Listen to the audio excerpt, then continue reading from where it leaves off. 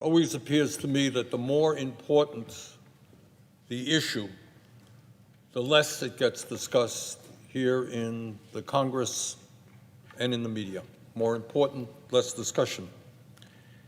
And today I want to say a few words about one of those issues, and that is the ongoing and unprecedented humanitarian disaster which is taking place in Gaza and which is getting worse every single day.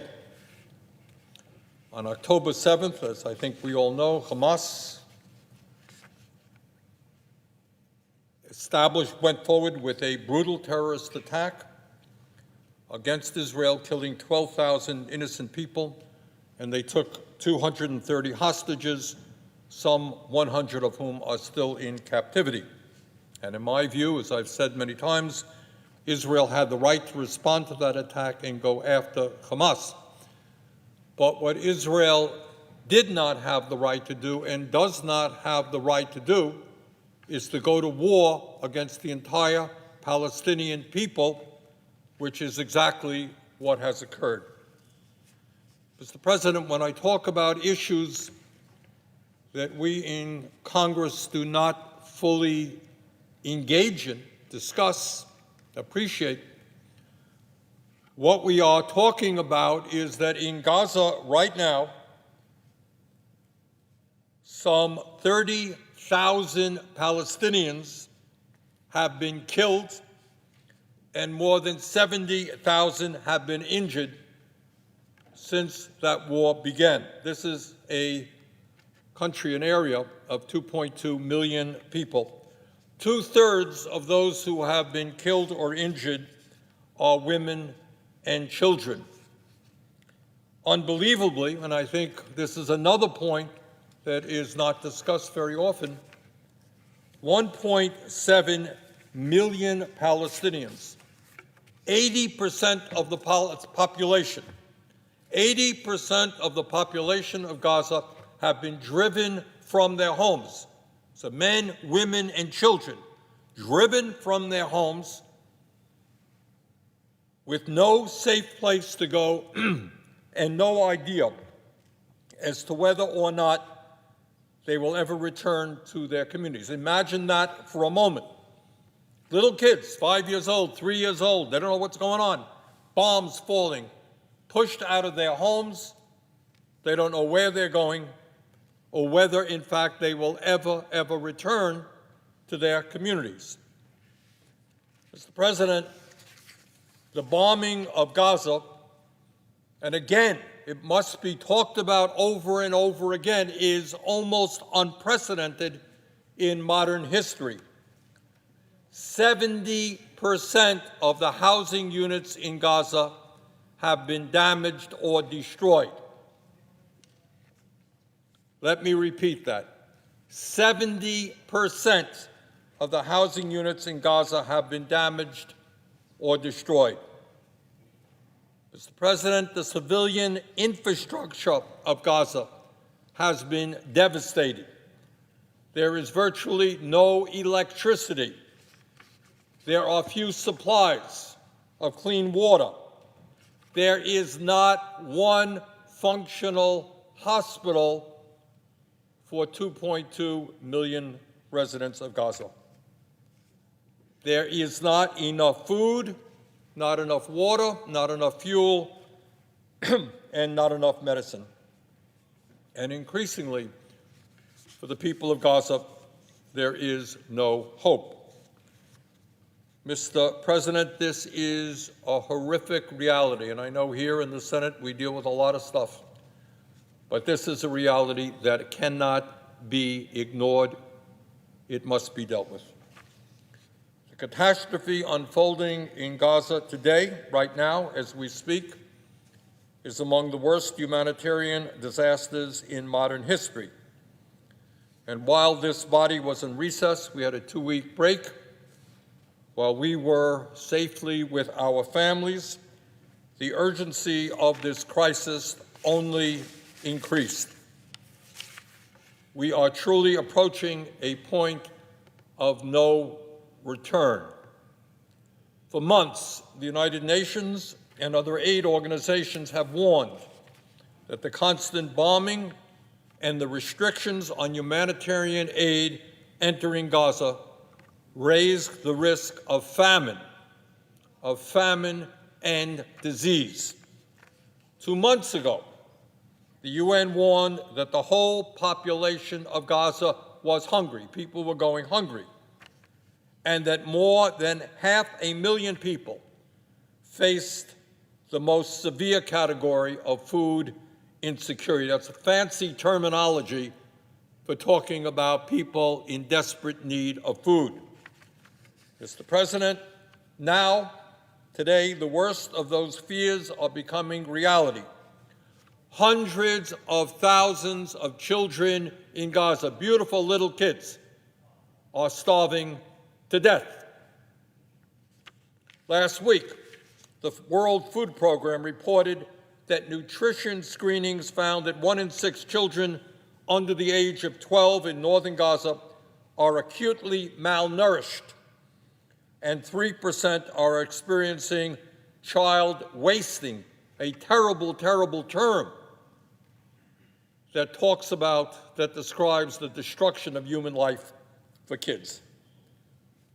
These children will die without urgent treatment. In other words, if all of the aid in the world came in tomorrow, many hundreds of thousands of children in Gaza have been permanently damaged. Malnutrition in children causes cognitive and emotional distress, physical distress. So let us contemplate that. Let us think about that for a moment. If nothing changes, in the coming weeks, thousands of children in Gaza will begin to die of starvation and easily preventable diseases caused by the lack of food, medicine, and clean drinking water. Was this a natural catastrophe? Was this a storm? Was this an earthquake? No. This is a man-made disaster. Already, some 90% of children under 5 in Gaza have 1 or more infectious diseases, according to the UN, and 70% have had diarrhea in the past 2 weeks due to a lack of clean drinking water. This is an urgent humanitarian crisis. It cannot be ignored. It must be addressed. Without an immediate humanitarian ceasefire and an urgent expansion of the relief effort, even more people could end up dying from the lack of basic supplies that have been killed in the bombardment. In other words, what we're looking at is thousands of people have died from the bombs, and now you're going to see more people die from starvation and diseases as a result of no clean water or sanitation. Scientists at Johns Hopkins University recently modeled what could happen over the next 6 months if nothing changes, and concluded that some 85,000 more people could die in Gaza over that period from war and disease. Mr. President, we cannot allow this disaster to continue. And let us be clear why this is happening. And it is happening because Israel is simply not letting in enough aid, not enough food, not enough water, not enough medical supplies, not enough fuel. It is not more complicated than that. This is a man-made crisis caused by Israel, and it can be changed tomorrow. Israeli restrictions on aid entering Gaza mean that only a tiny fraction of the food, water, medicine, and fuel that is needed can get into Gaza. Even then, once aid gets in, Israeli bombing and military activities mean that very little of that aid can reach beyond the immediate area around the Rafah border, Rafah border crossing from Egypt. And what that means is that some of the most desperate areas of Gaza, that in those areas virtually no aid can get through at all. So it's not only that aid is not getting in, what aid is getting in is not going to those locations where it is needed the most. Mr. President, even more distressing, aid convoys have been turned back or fired upon even after previously clearing their route with the Israeli military.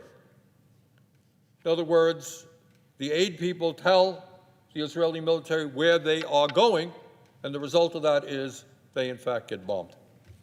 Bottom line, despite the urgency of this crisis and the growing starvation of the people of Gaza, humanitarian access has actually gotten worse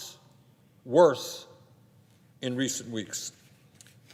About 80 trucks per day have gotten into Gaza over the last 3 weeks, down by roughly 40% from earlier periods.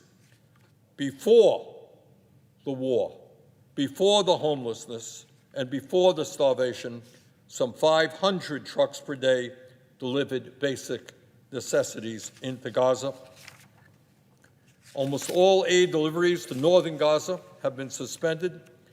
The Israeli government has rejected most requests for access to the north, and the situation has become too dangerous for aid to be safely delivered. And the reason that aid delivery has become increasingly dangerous is that the Israeli military has shown little regard for the safety of humanitarian operations. Quite the contrary, earlier this month, the Israeli military fired on a UN food aid convoy, even though it had previously cleared its route and timing with the Israelis.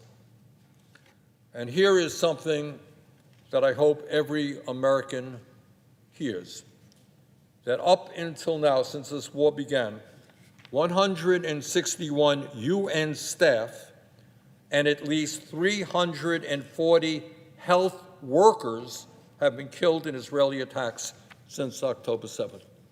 In other words, the people who are trying to help the desperate, people are trying to deliver aid, people are trying to provide health care, they are being killed in large numbers.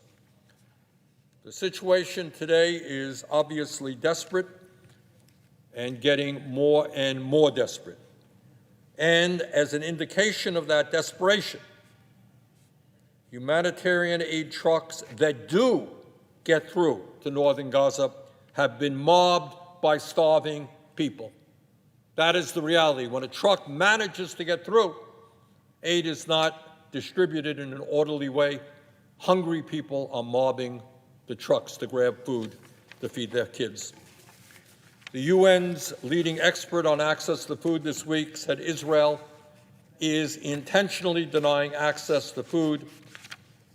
Mr. President, that is a war crime.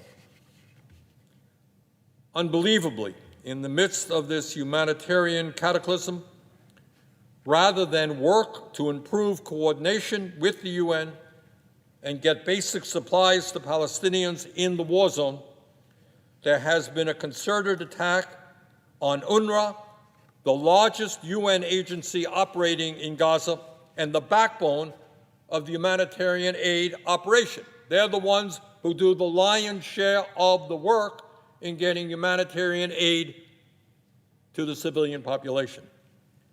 UNRWA runs schools, healthcare, water sanitation, and food assistance for Palestinians in Gaza, as well as the West Bank and the wider region. Israel has accused 12 UNRWA employees of taking part in the October 7th attack, 12 employees. This is a serious allegation, and it is being investigated seriously.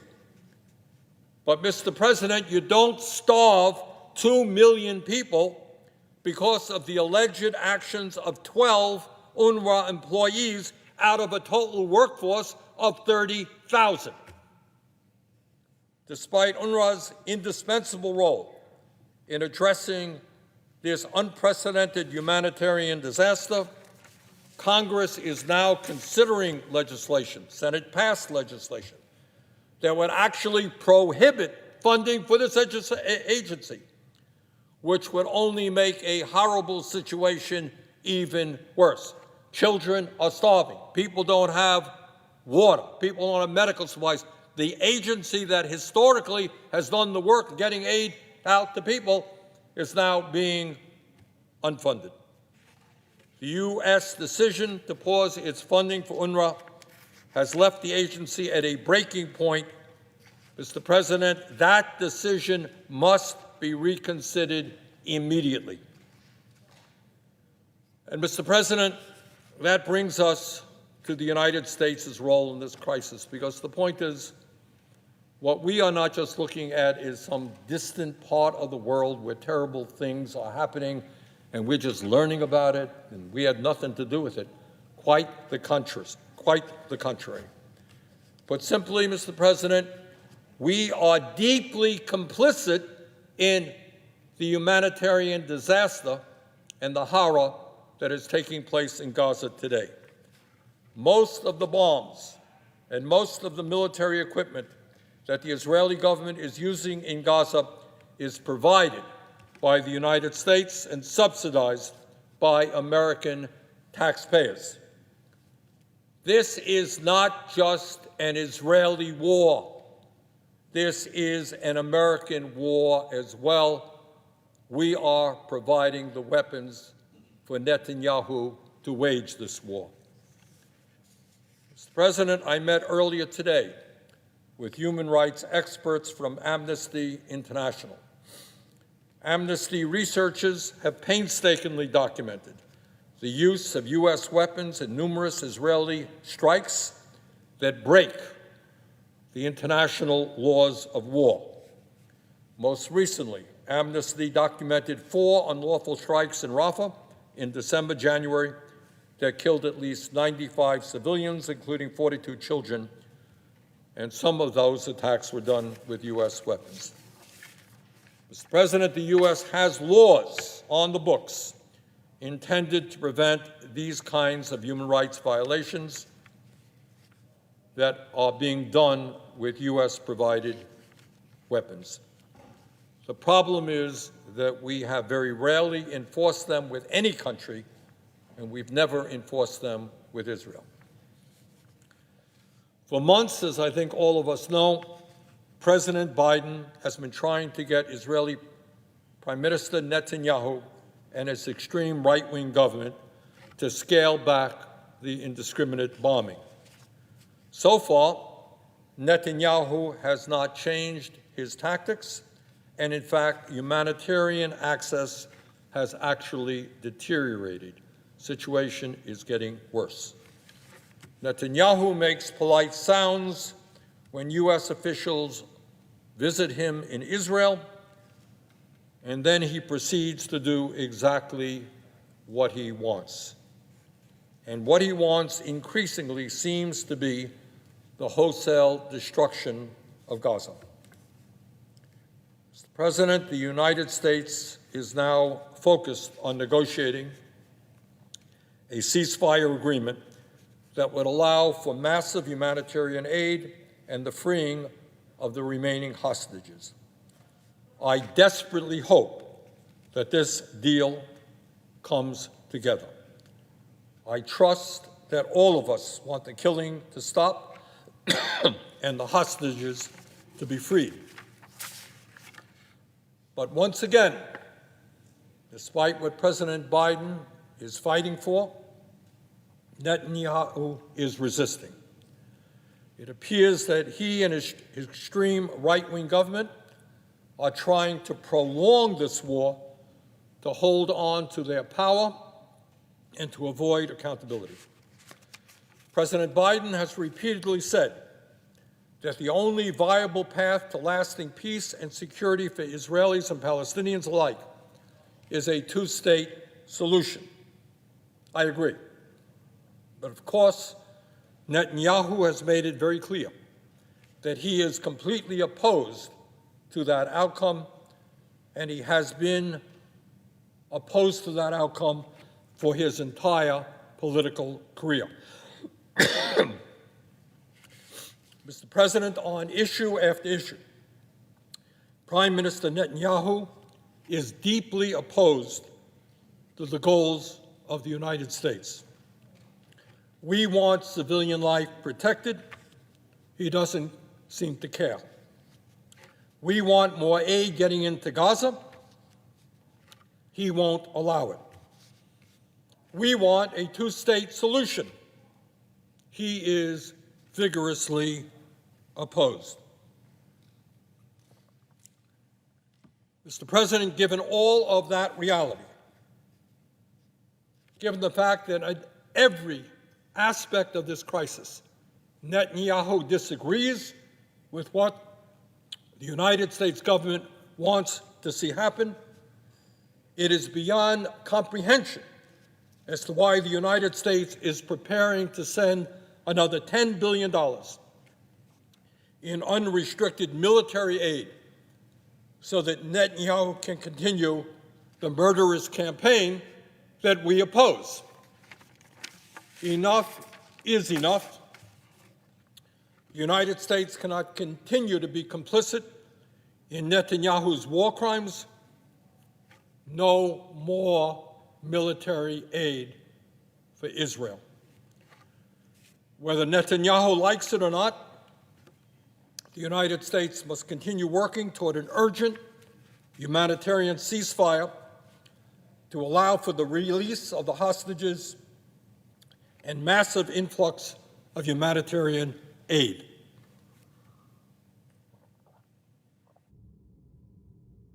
We should join other countries all over the world to pass a ceasefire resolution at the UN Security Council that includes the release of the hostages and full humanitarian access, as previous drafts have done. The United States should begin the process of recognizing the state of Palestine as a full UN member state.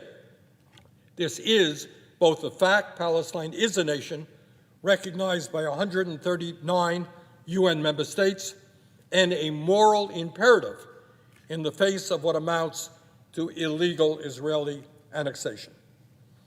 President Biden should also make clear that he will not release any additional military funding for Israel without firm commitments that the ceasefire will be honored unless broken by Hamas, and that full humanitarian access will be ensured, that funds for the Palestinian Authority will be released, and that illegal Israeli settlements in the occupied territories will cease.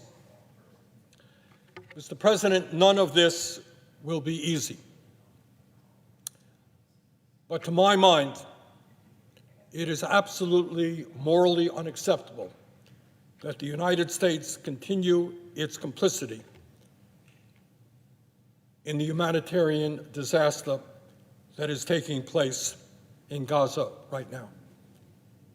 The time is now to say no to the right-wing extremist government of Netanyahu. No more money for the Israeli military. And with that, Mr. President, I yield the floor. Under the previous order, the Senate stands adjourned until 10 a.m. tomorrow.